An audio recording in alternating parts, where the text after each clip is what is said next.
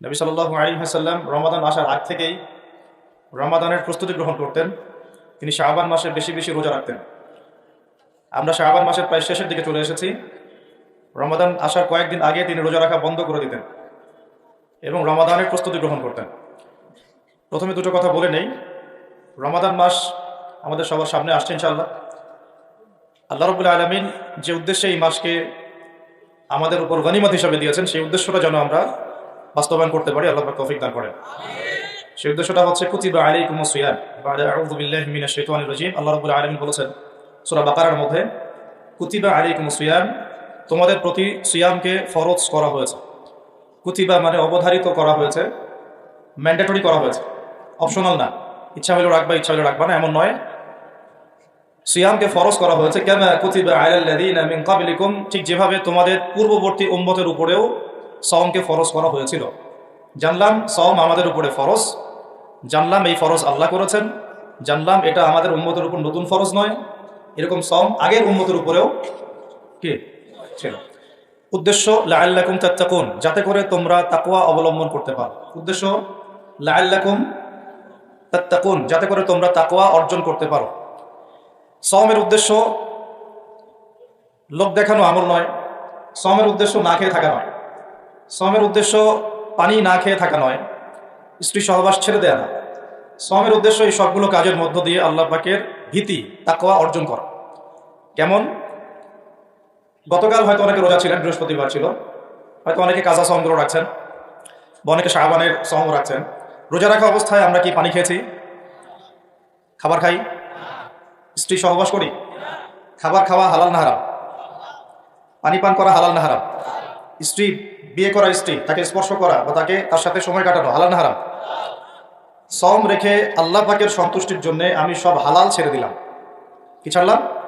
খাবার হালাল ছেড়ে দিলাম, পানি হালাল ছেড়ে দিলাম এবং স্ত্রী হালাল ছেড়ে দিলাম। যে হালাল আমি আল্লাহ রাব্বুল আলামিনের সন্তুষ্টির জন্য ছেড়ে দিলাম, সেই সওম রেখে কি আমি আল্লাহর হারামে লিপ্ত হতে পারি? এবং যতক্ষণ আমরা সওমরত অবস্থায় থাকি, আমরা কি ইচ্ছা করলে খেতে পারি না, চুপ করে পানি পান করতে পারি না, এবং চুপ করে স্ত্রীর সাথে সহবাসও করতে পারি? কেউ দেখার নাই? দেখার আছে? কেন করি না? যে কারণে করি না, ওই কারণটার নাম হলো তাকওয়া। বুঝতে পারতেছে? যে কারণে করি নাই, সেই কারণটার নাম কি? কেন করি নাই? কারণ আমি উপলব্ধি করেছি আমি খেতে পারবো না, আল্লাহ আমাকে দেখবেন। রোজা রাখা অবস্থায় আমি পানি পান করি নাই, কারণ আমার মধ্যে এই কনসিয়াসনেস ছিল যে আল্লাহ আমাকে দেখছেন। স্ত্রী সহবাস করতে পারতাম, করি নাই কেন? কারণ আমি উপলব্ধি করেছি বা আমার মনে এই কনসিয়াসনেস ছিল যে আল্লাহ আমাকে দেখছেন, আর কেউ না দেখুক আল্লাহ পাক দেখছেন। এই আল্লাহ কনসিয়াসনেস বা আল্লাহ সম্পর্কে সচেতনতা, এটার নাম হলো তাকওয়া। এই তাকওয়ার শিক্ষা দেওয়ার জন্য সওম আমাদের জীবনে প্রতি বছর ঘুরে ঘুরে আসছে রমাদান। এখন যে সওম রেখে আমরা আল্লাহ পাকের হালাল ছেড়ে দিলাম এই চিন্তা করে যে আল্লাহ আমাকে দেখছেন, আল্লাহ আমাকে শুনছেন, সেই সওম রেখে কেউ কি আল্লাহর হারামে লিপ্ত হতে পারবে? হলে কি রোজা এবং রমাদানের হক আদায় হবে? কথা কি বোঝা যাচ্ছে? তাহলে এই হাদিসটা একটু শুনি। নবী সাল্লাল্লাহু আলাইহি ওয়াসাল্লাম বলেছেন, সেই ব্যক্তির না খেয়ে থাকায় এবং সেই ব্যক্তির পানি পান না করায় আল্লাহ পাকের কিছুই আসে যায় না।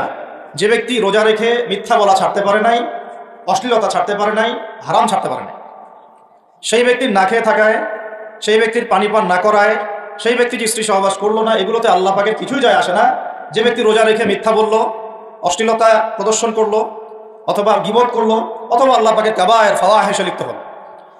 তার মানে কুতিবা আলাইকুমুস সিয়াম কামা কুতিবা আলাল্লাযীনা মিন ক্বাবলিকুম লাআল্লাকুম তাত্তাকুন, এটা অর্জন করতে হলে রোজা রেখে আমাকে আল্লাহ পাকের সমস্ত হারাম ছেড়ে দিতে হবে। রোজা রেখে ক্লিন শেভ করলে রোজার হক আদায় হবে না। রোজা রেখে কেউ যদি সুদ খায় রোজার হক আদায় হবে না। রোজা রেখে কেউ যদি মাপে কম দেয় তার রোজা হবে না। রোজা রেখে কেউ যদি মিথ্যা কথা বলে তার রোজা ভেঙে যাবে। রোজা রেখে কেউ যদি গীবত করে রোজা হবে না। রোজা রেখে কেউ যদি বেনামাজি থাকে রোজা হবে না। রোজা রেখে যদি মানুষের উপর জুলুম করে কাউকে ঠকায় তার রোজা হবে না। রোজা রেখে আমানতের খেয়ানত করলে রোজা হবে না। রোজা রেখে মেয়ের সাথে কথা বললে রোজা হবে না। যে হালাল স্ত্রী আমি ছেড়ে দিলাম, সেই রোজা রেখে আমি হারাম ভাবে কোনো মেয়ের সাথে কথা বলতে পারি? অ্যাফেয়ার করতে পারে? কফি শপে বসতে পারে? বাইকে ঘুরতে পারে? জিনা করতে পারে? রোজা রাখার অর্থ হচ্ছে আল্লাহর সব হারাম ছেড়ে দেওয়া। এটাই রোজার শিক্ষা, লাআল্লাকুম তাত্তাকুন। আমরা প্রত্যেক বছর এই আয়াতের উপর বয়ান করি, খুতবা হয়, মিম্বর থেকে জুমার খুতবায় এই আলোচনাটা হয়। মূল কথাটা হচ্ছে এই উপলব্ধিটা আনা, আনতা আবুদুল্লাহ কাআন্নাকা তারাহ, তুমি এমনভাবে আল্লাহর ইবাদত করো যেন তুমি আল্লাহকে দেখতে পাচ্ছ। আল্লাহ আমাদের সামনে থাকলে বা আমরা যদি আল্লাহকে দেখতে পারতাম, আমরা কি বেনামাজি থাকতে পারতাম? আমরা কি সুদ খাইতে পারতাম? আমরা কি মেয়ের সাথে জেনা করতে পারতাম? সমকামিতার প্রমোশন দিতে পারতাম? ট্রান্সজেন্ডারের শরীফ শরীফা পাঠ্যপুস্তকে আনতে পারতাম? আমরা কি আল্লাহ পাককে যদি দেখতাম বেনামাজি থাকতে পারতাম? ঘুষখোর হইতে পারতাম? দুর্নীতিবাজ হইতে পারতাম? মানুষের হক নষ্ট করতে পারতাম? আল্লাহ নবীজি বলছেন আন তা'বুদুল্লাহা কাআন্নাকা তারাহ, তুমি এমন ভাবে আল্লাহর ইবাদত করো যেন তুমি আল্লাহকে দেখছো। সুবহানাল্লাহ। এই চেতনা আসলে মানুষ হারামে লিপ্ত হতে পারবে না, হলেও তওবা করে ফিরে আসবে। হলেও কি করবে? সাথে সাথে তওবা করে ফিরে আসবে। আর ওয়াইল্লাম তাকুন তারাহু, তুমি যদি আল্লাহকে দেখতে না পারো ফাইন্নাহু ইয়ারাক, জেনে রাখবা আল্লাহ তোমাকে দেখছেন। ঠিক যে উপলব্ধিটা আমরা রোজা রেখে অর্জন করি, আমরা খাই না, আমরা পানি পান করি না, তৃষ্ণায় গলা ফেটে যাচ্ছে, প্রচন্ড রোদ, ক্ষুধায় পেট চোচো করতেছে, খাই কেন? খাই না কারণ আমরা উপলব্ধি করি আল্লাহ পাক আমাদেরকে দেখছেন। কেউ না দেখুক আল্লাহ দেখবেন। গোসল করার সময় পানি খাইতে পারতেছেন। তো এই চেতনাটা শিক্ষা দেওয়ার জন্য রমাদান প্রতি বছর ঘুরে ঘুরে আসে। আল্লাহ পাক বলেন কুতিবা আলাইকুমুস সিয়াম কামা কুতিবা আলাল লাযিনা মিন ক্বাবলিকুম, এটা তোমাদের উপরে এখন ফরজ করা হয় নাই, তোমাদের আগের উম্মতের উপরেও ফরজ করা হয়েছিল লাআল্লাকুম তাত্তাকুন, যাতে করে তোমরা তাকওয়া অবলম্বন করতে পারো। আর তাকওয়া সম্পর্কে নবীজি আরো একটা হাদিসে বলেছেন তাকওয়া ও হাহুনা, তাকওয়া হাহুনা বলতে তিনি বুকের দিকে ইশারা করছেন, মানে তাকওয়া আপনার লেবাস পোশাকে না।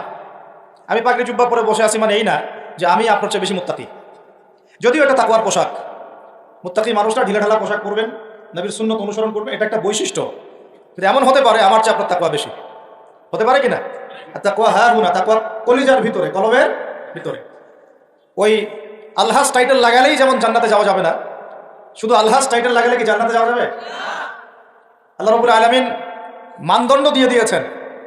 মানদণ্ড, কে ভালো আল্লাহর কাছে, কে সম্মানিত, এটার মানদণ্ড আল্লাহ দিয়ে দিয়েছেন। ইন্না আকরামাকুম ইনদাল্লাহি আতকাকুম, তোমরা যত মানুষ পৃথিবীতে আছো তোমাদের মধ্যে আল্লাহর কাছে সবচেয়ে মকবুল, সম্মানিত, মর্যাদাবান মানুষ তারাই যারা এই তাকওয়ার পরীক্ষায় পাশ করেছে। এই তাকওয়ার শিক্ষাটা দেওয়ার জন্য রমাদান আসে। শিক্ষা নাম্বার 1, রোজা রাখবো রাখার মতো। রোজা রাখবো কি? যাতে তাকওয়া অর্জন করা যায়। রোজা রেখে আমি যেমন হালাল ছেড়ে দিয়েছি, রোজা রেখে আমাকে আমার সমস্ত হারাম ছাড়তে হবে। আর এই হারাম শুধু 1 মাস ছেড়ে দিব এমন না, ঈদের চাঁদ উঠে যাবে, শয়তান ছাড়া পাবে, আমরা আবার শয়তানের সাথে আতাত করে চলা শুরু করব, এটা রমাদানের শিক্ষা না। ওই শিক্ষাটাকে সারা বছর ধরে রাখতে হবে, এটা হলো রমাদানের শিক্ষা। আপনারা খেয়াল করে দেখবেন রমাদান মাসে অনেকে পরহেজগার হয়ে যায়, ঈদের চাঁদ ওঠার সাথে সাথেই আমরা আবার শয়তানের দাসত্ব শুরু করি। ঈদের দিন চাঁদ রাত বলে আমরা একটা কথা বলি না, ওই রাত্রেই প্রমাণ হয় যে শয়তান ছাড়া পাইছে। যেভাবে ধুমধারাক্কা গান বাজনার, বেলাল্লাপনা, পিকনিক টিকনিক এগুলো হয়, বোঝা যায় শয়তান এতদিন বন্দী ছিল 1 মাস, এখন ছাড়া পাইছে। তো 1 নাম্বার নসিহত, রোজা রাখতে হবে রাখার মতো, যে রোজা আমাকে তাকওয়ার শিক্ষা দিবে। আল্লাহ পাক আমাদেরকে এইভাবে রোজা রাখার তৌফিক দান করুন। 2 নাম্বার, আল্লাহ পাক তার আগে একটা কথা বলে নেই, পরে ভুলে যাবো আর কি। এই যে শুনলেন কুতিবা আলাইকুমুস সিয়াম, কুতিবা আলাইকুমুস সিয়াম, শুনছেন? অনেকে তো জানে, এখানে তালেব ইলম অনেকে আছেন, ওলামায়ে কেরাম আছেন, তাদেরকে ওয়াজ করার কিছু নাই আমার, আমি সাধারণ মানুষের জন্য বলছি। কুতিবা আলাইকুমুস সিয়ামের আগেও 2টা কথা আছে এই কিতাবে। সূরা বাকারার আয়াত বলছি, সূরা বাকারার মধ্যে কুতিবা আলাইকুমুস সিয়ামের আগেও কুতিবা আলাইকুম দিয়ে আরো 2টা কথা আছে, ঠিক আছে? এটা তো বুঝলেন কুতিবা আলাইকুমুস সিয়াম, সিয়াম ফরজ করা হয়েছে। ঠিক একটু আগে যাবেন, 2-1 পৃষ্ঠা আগে গিয়ে দেখবেন আল্লাহ পাক আয়াত নাজিল করেছেন কুতিবা আলাইকুমুল কিসাস, তোমাদের উপরে কিসাসকেও ফরজ করা হয়েছে। কি ফরজ করা হয়েছে? ওই যে কুতিবা আলাইকুমুস সিয়াম তো বুঝলো, এটা রোজা রাখতেছে 1 মাস, কুতিবা আলাইকুমুল কিসাস বুঝে না। কুতিবা আলাইকুমুল কিসাস আর কুতিবা আলাইকুমুস সিয়াম একই মিজানে না ভাইরা? বুঝতে পারতেছেন তো আপনারা? একই মিজানে, একই ওজনে না? তো কুতিবা আলাইকুমুল কিসাস, তোমাদের উপরে কিসাসকেও ফরজ করা হয়েছে। তোমাদের বলতে আমাদের সবার উপরে, মুসলিমদের উপরে। কিসাসটা কি? কিসাসটা কি? কেউ যদি কোনো ভাইকে অন্যায়ভাবে হত্যা করে, তাকেও সেভাবেই হত্যা করতে হবে, এটা হলো কিসাস। হাতের বদলে হাত, চোখের বদলে চোখ, কি কানের বদলে কান, এমনকি দাঁতের বদলে দাঁত, এর নাম কিসাস। আছে বাংলার জমিনে? আছে? কুতিবা আলাইকুমুস সিয়াম আছে আমাদের সমাজে, কুতিবা আলাইকুমুল কিসাস জাদুঘরে আছে। কোথায় আছে? ওটা ইমপ্লিমেন্ট করতে গেলে জাতিসংঘ বলবে যে আমরা মৌলবাদী হয়ে গেছি। আপনারা পড়েন প্রত্যেক রাতে তাবারাকাল্লাযী বিয়াদিহিল মুলক, তাই না? সূরা মুলক তো পড়েন রাতে, রাতের বেলা সূরা মুলক পড়ার অভ্যাস করেন। নবী সাল্লাল্লাহু আলাইহি ওয়াসাল্লাম এই সূরাটাকে বলেছেন এই সূরা কবরের আযাব থেকে বাঁচাই দিবেন ইনশাআল্লাহ। উসমান রাদিয়াল্লাহু আনহু সামনে জান্নাত জাহান্নামের আলোচনা করা হলে তিনি কাঁদতেন না, খুব কম কাঁদতেন, কিন্তু কবরস্থানে কবর দেখলে তার দাড়ি অশ্রু দিয়ে ভিজে যাইত। আর এই জায়গায় যে পার পাবে সে সব জায়গায় পার পেয়ে যাবে ইনশাআল্লাহ। ওই জায়গায় একাকিত্বে ওই আযাব থেকে বাঁচাবে একটা সূরা, কি নাম? সবাই মুখস্থ করবেন ইনশাআল্লাহ। মাত্র 30টা আয়াত আছে। নবীজি বলেছেন এই সূরা তার পাঠকারীর জন্য সুপারিশ করবে আল্লাহর সামনে মানে সুপারিশ করবে, আল্লাহ পাকের সাথে জোর করবে, না আমার পাটকারীকে মাফ করে দাও, দিতেই হবে।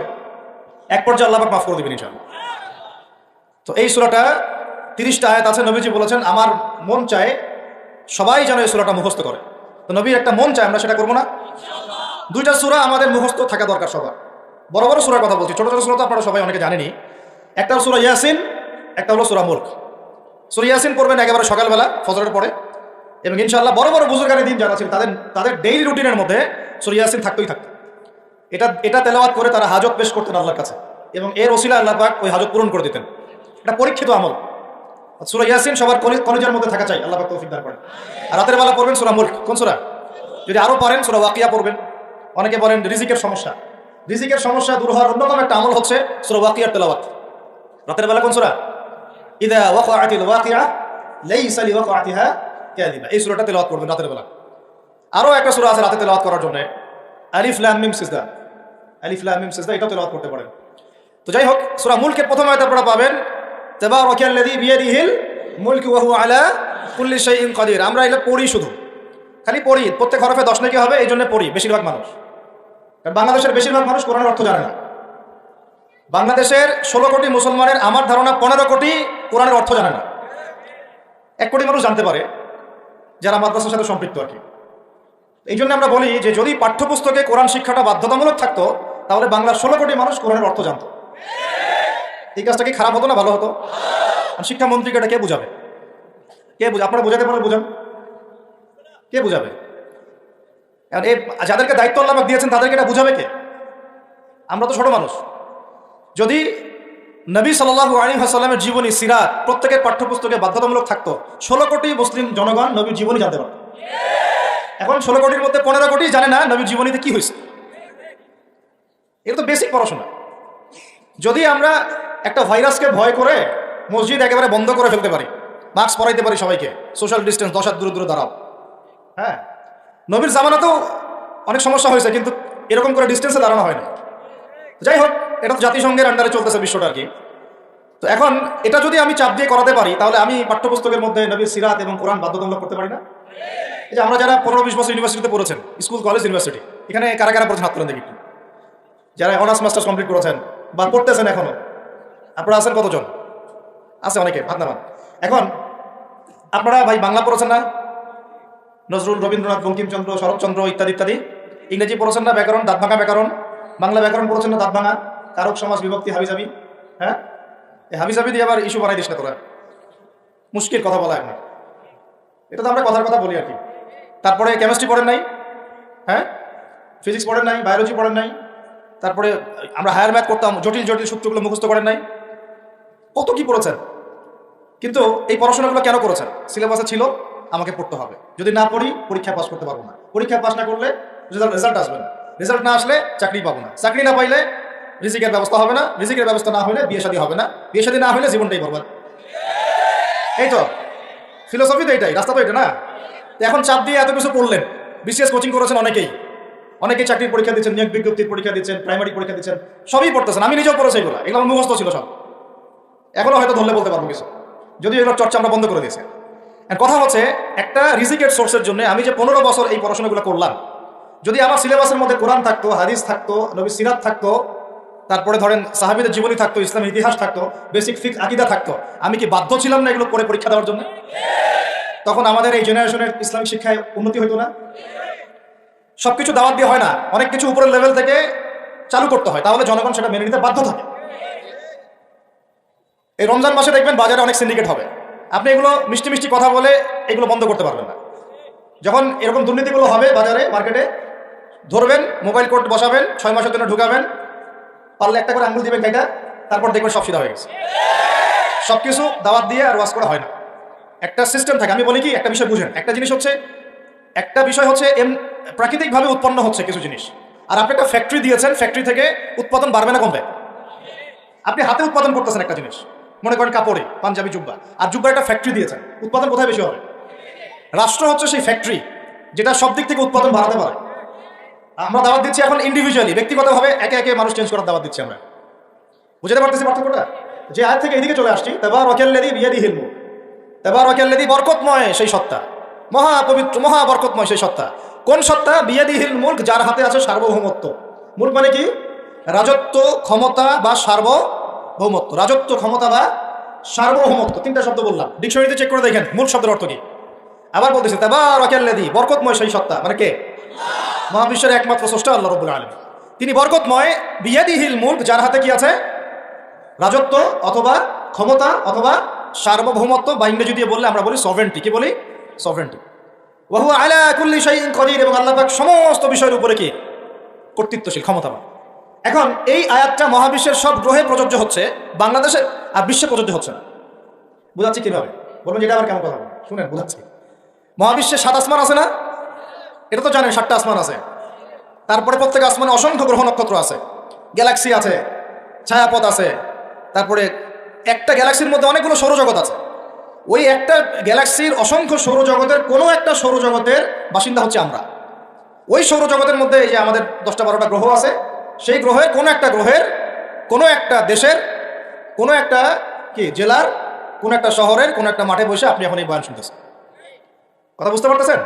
আর পুরো মহাবিশ্ব 7 আসমানে নবী সাল্লাল্লাহু আলাইহি ওয়াসাল্লাম বলছেন, মেরাজের রাতে আমি দেখেছি একটা বিঘত, এতটুকু বিঘত মানে 1 টক্কর জায়গা ফাঁকা নাই যেখানে আল্লাহর কোনো ফেরেশতা দাঁড়িয়ে বসে বা সেজদারত অবস্থায় আল্লাহর ইবাদত করতেছে না। তাহলে পুরো মহাবিশ্বে কার রাজত্ব চলতেছে? এখন এই পৃথিবীর দিকে তাকান। আমরা বললাম তাবারাকাল্লাযী বিয়াদিহিল মুলক, আল্লাহর হচ্ছে সার্বভৌমত্ব, ক্ষমতা কার? আল্লাহ। কিন্তু এখন জমিনের দিকে আপনি তাকান, এই বিশ্বের সার্বভৌমত্ব চলতেছে জাতিসংঘের। কার? এই বিশ্বের রাজনৈতিক মোড়ল জাতিসংঘ। আপনি ইসলামিক বিধানের কথা যতই বলেন তারা মানবে না, মানবে না, সোজা কথা।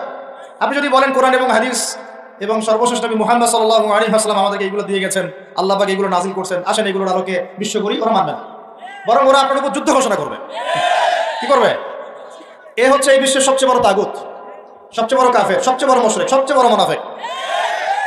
ও যদি বলে যে কোরআন বাদ দিতে হবে, আমার মাথায় যে বুঝ আসে ওই বুঝ অনুযায়ী চলবো, তাহলে সারা বিশ্ব বলবে হ্যাঁ এটাই ঠিক। নাউজুবিল্লাহ। অর্থনৈতিক মোড়ল সে যদি বলে আল্লাহ পাক কোরআনে সুদ হারাম করছেন, তো কি হয়েছে? আমাদের ব্যাংকিং সিস্টেম চলবে সুদের উপর, সারা বিশ্ব বলবে এই যে সামি'না ওয়া আতা'না, ইয়েস স্যার, শুনলাম মানলাম। তারা বুঝেন না? ও সারা বিশ্বকে যদি বলে ওদের ব্যাংকিং সিস্টেম, প্রত্যেকটা ব্যাংকিং সিস্টেম চলবে সুদ ভিত্তিক, আল্লাহ কোরআনে হারাম করুক আর হালাল করুক দেখার দরকারই নেই আমাদের। নাউজুবিল্লাহ। মানলে ইচ্ছা হলে মারেন, না ইচ্ছা হলে আমরা বোম মেরে উড়াই দিব। ইচ্ছা হলে মারেন, না হলে কি একেবারে দিব শেষ করার জন্য অনেক অস্ত্র আছে ওদের। যারা পলিটিক্যাল অ্যাফেয়ার্স ঘাটাঘাটি করে তারা জানে এদের 72টার মতো অস্ত্র আছে। ইকোনমিক স্যাংশন একটা অস্ত্র, চাপ প্রয়োগ করা একটা অস্ত্র, বিল পাস করা একটা অস্ত্র, নেগোশিয়েট করা একটা অস্ত্র, অন্যকে দিয়ে চাপ দেওয়া হবে একটা অস্ত্র। এগুলো অস্ত্র করতে করতে সর্বশেষ অস্ত্র হচ্ছে একেবারে ওই আফগানিস্তান বানায় ছেড়ে দিবে, একবার ওই ইরাক বানায় ছেড়ে দিবে, একবার সিরিয়া বানায় ছেড়ে দিবে, একবার ইয়েমেন বানায় ছেড়ে দিবে। ওটা সবচেয়ে বড় অস্ত্র। এই জন্যে আন্ডারে যারা আছে এরা সবাই স্যালুট মারে, ঠিক আছে আপনি যা বলবেন তাই।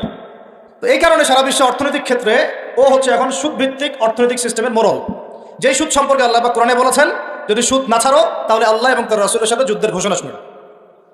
কথা বুঝে যাচ্ছে না মনে হয়? আল্লাহ পাক কোরআনে বলেছেন সুদ যদি না ছাড়ো, সুদ যদি তোমরা মুসলমানরা মুমিনরা না ছাড়ো, তাহলে আল্লাহর সাথে এবং রাসূলের সাথে যুদ্ধের ঘোষণা শুনে রাখো। সূরা বাকারা পড়েন। আল্লাহ পাক বলছেন ইয়া আইয়ুহাল্লাযীনা আমানু ইত্তাকুল্লাহ ওয়া যারু মা বাকিয়া মিনার রিবা ইন কুনতুম মুমিনিন ফা ইন লাম তাফআলু ফাযারু বিহারবিন মিনাল্লাহি ওয়া রাসূলিহি। তাহলে আল্লাহ পাক এখানে বলছেন হারাম, যদি খাও তাহলে আল্লাহর সাথে যুদ্ধ করতেছো, নবীর সাথে যুদ্ধ করতেছো। ওরা বলে দিল এটা ফরজ। কি এটা? মানলে মান, না মানলে যা, তোর ব্যাপারে ব্যবস্থা আমরা পরে নিব। তাহলে আমরা এই পুরো বিশ্বে এখন কার সার্বভৌমত্ব চলতেছে? কোরআনে? জি না, কোরআন ওই তেলাওয়াত করার জন্য রেখে দেওয়া হয়েছে। কিসের জন্য? ঘরের কোনায় তেলাওয়াত করেন আপনি কোরআন, কোনো সমস্যা নেই। এই রমজানে প্রত্যেকদিন 1 খতম দিবেন, 30 দিন 30 খতম দেন, ওদের কিছু যায় আসে না। কথা বুঝাতে পারতেছেন না? আপনি ব্যক্তিগত জীবনে কোরআন 30 দিন 30 খতম দেন, কিছু যায় আসে না এদের। কিন্তু কোরআনের এই যে মৌলিক বিধানগুলো এগুলো আপনি বিশ্বে বাস্তবায়ন করতে পারবেন না এখন, কারণ সার্বভৌমত্ব এখন আমরা আল্লাহর হাত থেকে কেড়ে নেওয়ার চেষ্টা করে তাগুতের হাতে দিয়ে দিয়েছি। এই কারণে বিশ্বের উপরে গজব ঘুরতেছে, যে কোনো সময় আসবে ইনশাআল্লাহ, যে কোনো সময় আসবে, এটা আমরা নিশ্চিত। আল্লাহ রাব্বুল আলামিনের গজব আসবে। আল্লাহ পাক বলছেন কেউ যদি সমকামিতা করে, কি করে? তার নবীর জবানে আল্লাহ জানাচ্ছেন ফাকতুল ফাইলা ওয়াল মাফউলা বিহি, তাহলে যে করবে আর যে সায় দিবে দুটাকে হত্যা করবা। দুটাকে কি করবা? অন্য হাদিসে বলছেন উরজুমুল আলা ওয়াল আসফালা মিনহুমা, উপরে যে আছে আর নিচে যে আছে দুইটাকে থাতলা করে দিবা, পাথর নিক্ষেপ করে। কে বলছে এটা? আল্লাহ এবং তার রাসূল। এখন আপনি এটা পুরো বিশ্ব মোড়লদেরকে বোঝাতে পারবেন না। ওরা বলবে এটা বাক স্বাধীনতা, সরি ব্যক্তি স্বাধীনতা। ব্যক্তি চাইলে মেয়েকেও ভালোবাসতে পারে, ব্যক্তি চাইলে ছেলেকেও ভালোবাসতে পারে, ব্যক্তি চাইলে মেয়ের সাথেও বিয়ে করতে পারে, ব্যক্তি চাইলে ছেলের সাথেও বিয়ে করতে পারে। এটা নিয়ে মৌলবাদীদের এত মাথা ব্যথা কেন? ওদের ভাষাটা এরকম। এটা নিয়ে মৌলবাদী তোমাদের ধর্মান্ধ তোমাদের এত মাথা ব্যথা কেন? তো এই হলো কোরআন হাদিস আর এই হচ্ছে বিশ্ব। তাহলে বিশ্বে কি বিয়াদিহিল মুলক ওইটা চলতেছে? বুঝাতে পারি না? কথা বলে বুঝাতে পারতেছি না? মাথার উপর দিয়ে যাচ্ছে নাকি? ইয়াংরা তো বুঝো নাকি? আচ্ছা, আরো আছে। আল্লাহ রাব্বুল আলামিন এইখানে বলেছেন চুরি করলে হাত কেটে দিবা। কি করবা? ওই যে কিতাব আপনি 10 নেকির জন্য তেলাওয়াত করেন, প্রত্যেক হরফে কত নেকি হবে? 10 নেকি হবে, তেলাওয়াত করি মাশাআল্লাহ, 100 কদম দেন সারা জীবন, কোনো সমস্যা নেই। ওই কিতাবের মধ্যেই সূরা মাইদা আল্লাহ বলেছেন যে চুরি করলে চোর কি করবা। তো এটা আপনি ওদেরকে বুঝাতে পারবেন না, এখন বুঝাতে পারবেন না। ওইটা তেলাওয়াত পর্যন্তই, ফুল স্টপ। তারপরে এই যে আমরা ভ্যালেন্টাইন্স ডে, অমুক ডে, তমুক ডে, এগুলোকে যে প্রমোট করতেছি আর কি, জেনা বেড়ে গেছে, ব্যভিচার বেড়ে গেছে স্কুলে, কলেজে, বিশ্ববিদ্যালয়ে, এমনকি এখন সমকামিতা, পর্নোগ্রাফি, ট্রান্সজেন্ডার, কি হচ্ছে না? এমনি নর্মালি যদি কেউ জেনা করে, সূরা নূর অনুযায়ী আল্লাহ রাব্বুল আলামিন বলছেন যে সূরা নূরের 2 এবং 3 নম্বর আয়াতে 100টা বেত্রাঘাত করবা জনসমক্ষে। কয়টা বেত্রাঘাত? বাংলাদেশের বহু ছেলে মেয়ে এখন 100 বেত্রাঘাত পাওয়ার শাস্তি মাথায় নিয়ে ঘুরতেছো তোমরা, নাউজুবিল্লাহ। কথা কি বুঝতে পারতেছেন আপনারা? আমার সাউন্ডের কি সমস্যা? 1 মিনিটের মধ্যে ঠিক করেন, 1 মিনিটের মধ্যে, 1 মিনিটের মধ্যে সাউন্ড ঠিক করেন। আর ওই সাউন্ডের সামনে থেকে আপনারা সরেন, মাইকের সামনে থেকে সরেন। তো যেটা বলছিলাম ভাই, কোরআনে কি বলা হচ্ছে সূরা নূরে? কয়টা বেত্রাঘাত? কিসের, কোন পাপের জন্য? কোন পাপ? যার শুরুটা হয় ওই টেক্সটের মাধ্যমে, তারপরে দেখা সাক্ষাৎ, তারপরে এটা, তারপরে ওইটা। ঢাকা শহরে এর পরিসংখ্যান বেশি না কম? কত বেশি? কতগুলো ছেলে পাওয়া যাবে যারা এই পাপে লিপ্ত হয় নাই? কতগুলো মেয়ে পাওয়া যাবে যারা এই পাপে লিপ্ত হয় নাই? কতগুলো আপনি দেবর পাবেন যারা জেনা করে নাই? কতগুলো ভাবি পাবেন জেনা করে নাই? কতগুলো দুলাভাই পাবেন শালীর সাথে জেনা করে নাই?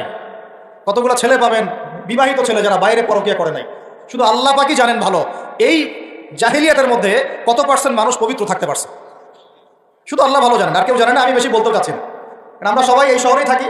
আর ঢাকাতে যারা থাকে তারা মোটামুটিভাবে একটা কিয়ামতের শহরেই থাকে, কারণ এখানে এমন কোনো পাপ নাই যেটা হচ্ছে না, এমন কোনো পাপ নাই। একেবারে প্রতারণা দিয়ে ভর্তি, উপর থেকে নিচ পর্যন্ত। এই শহরে প্রথম যে জিনিসটা উঠে গেছে এটা হচ্ছে বিশ্বাস। কি উঠে গেছে? দ্বিতীয় উঠে গেছে আমানতদারিতা। বিশ্বাস উঠে গেছে, এখানে নাই। আমানতদারিতা নাই। কে কার উপর দিয়ে টক্কর দিতে পারে, এটা হচ্ছে আমাদের এজেন্ডা আর কি। একটা রাস্তার যে ভিক্ষুক, এরও মাথায় যে এত শয়তানি বুদ্ধি, আর অন্য সেক্টর না হয় নাই বললাম। আপনার কাছে টাকা যাচ্ছে গাড়ির গ্লাসে নক করে, ও কিন্তু পাটা ভালোই আছে, ও ল্যাংড়ানোর অভিনয় করতেছে। কত বুদ্ধি! কেউ আবার ইচ্ছা করে একটা আঙ্গুল বা হাত কেটে নিচ্ছে, ইচ্ছা করে কাটছে, সারা জীবন কোনো কাজ করা লাগবে না, এটা করে খাবে। কেউ আবার ইচ্ছা করে হিজড়া হচ্ছে এই শহরে, এটা সারা জীবন কাজ করা লাগবে না, এমনি খাবে। কত বুদ্ধি মানুষের মাথায়, চিন্তা করছেন? যাকে আপনি টাকা দিচ্ছেন 10 টাকা, ওর ফ্ল্যাট আছে, আপনার কিছুই নাই, ওরই জমি আছে, হিজড়ার সর্দার BMW চালায়, আর আপনি কোনো রকমের টেক্সট করলা ম্যানেজ করতে পারেননি এখন পর্যন্ত। প্রতারণা দিয়ে ভর্তি, প্রতারণা, আমানতের খেয়ানত, দুর্নীতি, পদে পদে বাটপারি, আর কি বলবো, মানুষকে ঠকানো, জুলুম করা, সুযোগ পাইলেই সুযোগ নেওয়া, সুযোগ পাইলে একটু সুযোগ নেওয়া। আর বিভিন্ন জায়গায়, স্পেশালি মানে কিছু বড় বড় জায়গায় এমন কিছু মানুষকে বসায় দেওয়া হয়েছে যাদের মনে হয় ইসলামের নাম শুনলেই ভিতরে মানে তেলে বেগুনো জ্বলে উঠে গেল, ইসলাম শব্দটা শুনলেই গায়ে জ্বালা শুরু হয়। তো বেশি দিন নাই ইনশাআল্লাহ, হয় আল্লাহর গজবে এগুলো ধ্বংস হবে, অথবা ইনশাআল্লাহ তাআলা আবাবিল পাখি তো আর আসবে না পাথর ছুটতে। আবাবিল তো পাখির নাম না, আবাবিল মানে ঝাঁকে ঝাঁকে, মানে এটা তো ওই আব্রাহার বাচ্চা আব্রাহার যুগ না যে আবাবিল আসবে আর পাথর ফেলবে। আসবে, পাথর ফেলার প্রজন্ম তৈরি হবে ইনশাআল্লাহ। মূল সমস্যাই হচ্ছে করাপশন, দুর্নীতি, মূল সমস্যাই। এটা যদি না থাকতো সারা বিশ্বে বাংলাদেশকে টক্কর দেওয়ার মতো কান্ট্রি খুব কমই থাকতো। কে না জানে এগুলা? সবাই জানে, আর আমরা মেনেও নিয়েছি এগুলা ভাই, চুপচাপ মনে মেনে নিয়েছি যে ওইখানে গেলে এত দেওয়া লাগবে, ওইখানে এত না দিলে আমার এটা হবে না, ওইখানে এটা দিতে হবে, ওইখানে এটা করতে হবে, আমরা মেনেও নিয়েছি মাশাআল্লাহ। আর যখন জুলুম মানুষ মেনে নেয় তখন আরো বড় জালেমকে আল্লাহ পাক চাপায় দেয়।